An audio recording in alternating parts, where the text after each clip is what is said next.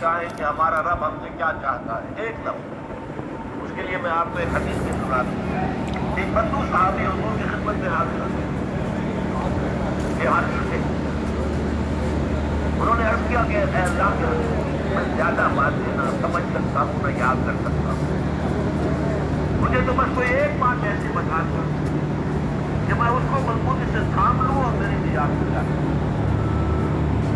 انہوں نے یہ نہیں فرمایا کہ یہ کیا بے وقوفی والا سوال کرنا ہے، یہ بات تو نہیں ہے، یہ تو بہت سی بات ہے. آپ نے تو ہمیں بھی اصول بتایا ہے کہ کل سے الناس علی مسئلے وقوع نہیں، لوگوں سے گفتگو کیا کرو ان کی عقل اور فہم کے مطابق.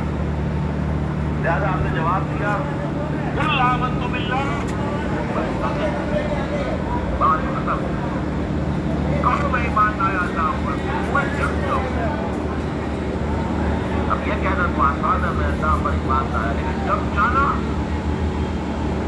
تو مستقل استقامت میں قیامت ہوگا. اسی طرح ایک لفظ میں اگر آپ اللہ تعالیٰ کے تمام احکام کو جمع کرنا چاہیں تو وہ اپنی عبادت